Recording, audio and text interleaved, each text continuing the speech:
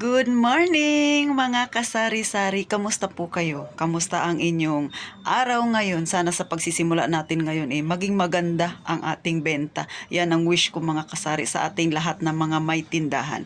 Syempre, wish ko rin na maging maayos din ang pagtatrabaho ng mga nanonood sa akin na mga empleyado. Yung mga nag-iisip dyan na gusto na rin magkaroon ng tindahan. So, si Ate Tintin hindi pa talaga nag-display ngayon. Hindi ko pa inayos ang aking tindahan.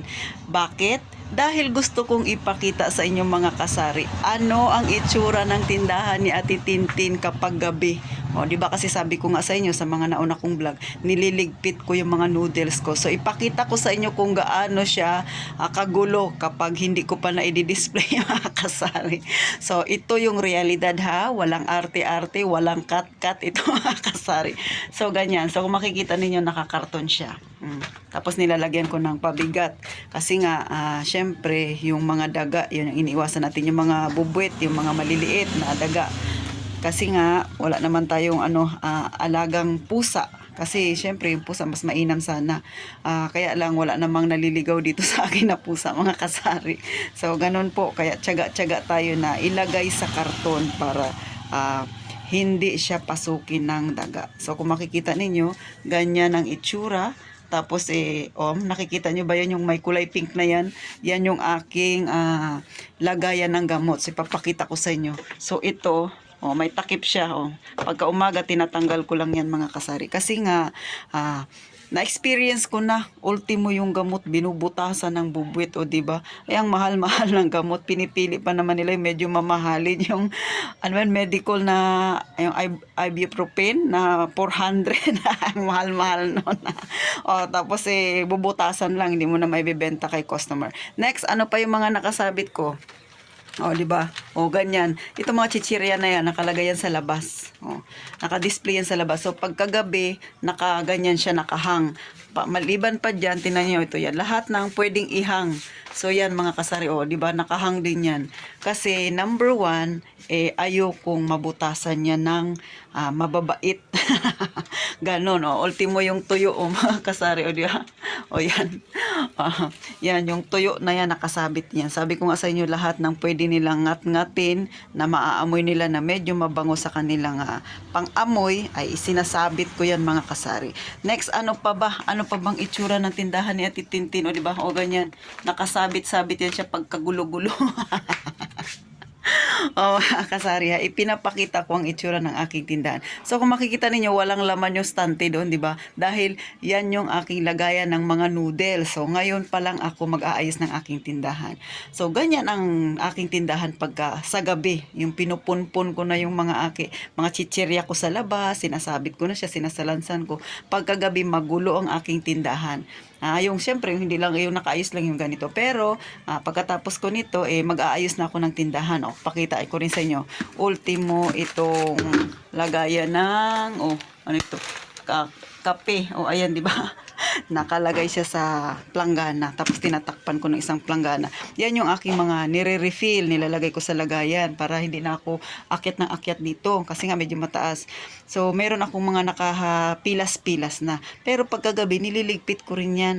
Yung iba nilalagay ko sa balde. Dahil nga konti lang naman siya, nasa planggana, tinatakpan ko ng isa pang planggana. Para make sure ako na hindi siya pasukin, hindi siya mabubutasan. Diba? So, ganun ako mag-ingat ng aking paninda mga kasari. Pinapakita ko lang sa inyo kung gaano kagulo ang aking tindahan pagka morning. So, ganyan ang aking ginagawa. Araw-araw yan mga kasari. Diba? Kaya kung kayo, wala pang tindahan, nanonood sa akin na gustong magkatindahan tapos yung area ninyo, gaya ng area namin dito, maraming ipis, langgam. Ipis wala ako langgam.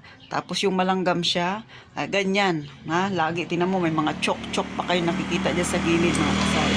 Tapos maliban pa doon, kung yung inyong area, katulad sa amin dito, kasi may kanal dito sa amin. So, syempre may mga daga. Yung mga dagang malalaki, syempre, ay, yun, hiwala yun, kasi sa kanal yun. Pero yung bubwit, yung mga maliliit, hindi talaga maiwasan na meron yan sa bahay minsan. Maliban na lang kung kayo ay may alagang pusa. Ako kasi wala, kaya talaga tiyagaan ako. So ganyan kagulong aking tindahan pag morning. Pero pag galing ko ng palengke, yan yung inaayos ko. So nakakapag-upload nag-upload ako mga 10 na minsan hapon kasi busy pa ako mag-ayos.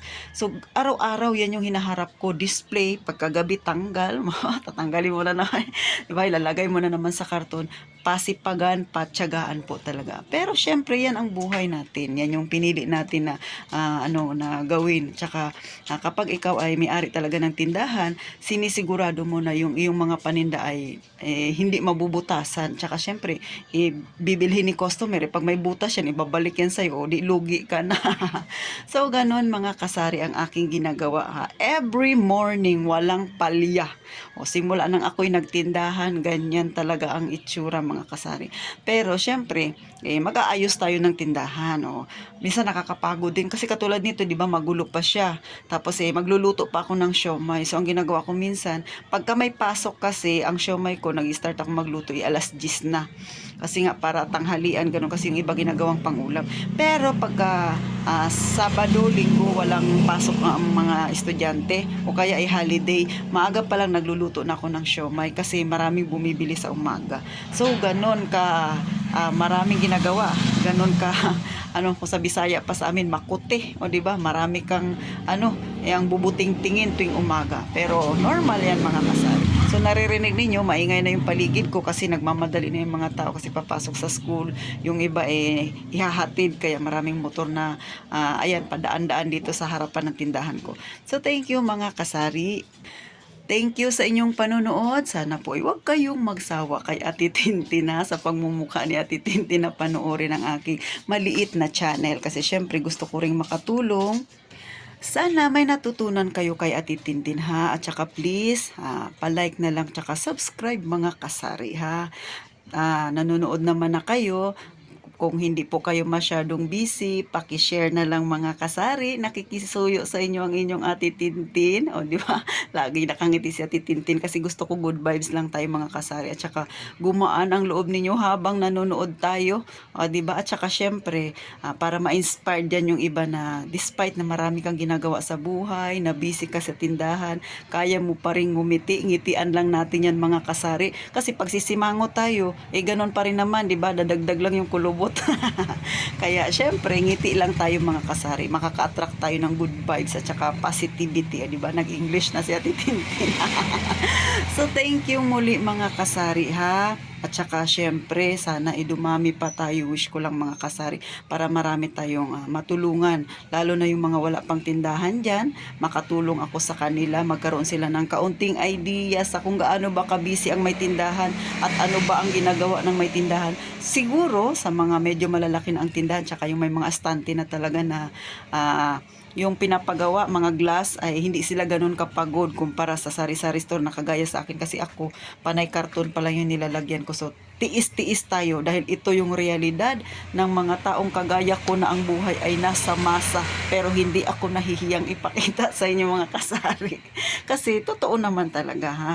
Wala tayong halong mga kaplastikan diyan, basta realidad ang ipinapakita sa inyo ni Ate Tintin. Kasi ito talaga yung buhay natin araw-araw, at saka ito yung buhay ko na araw-araw kong hinaharap mga kasari. Relate din dyan ang iba na kagaya ko. So thank you po muli mga kasari.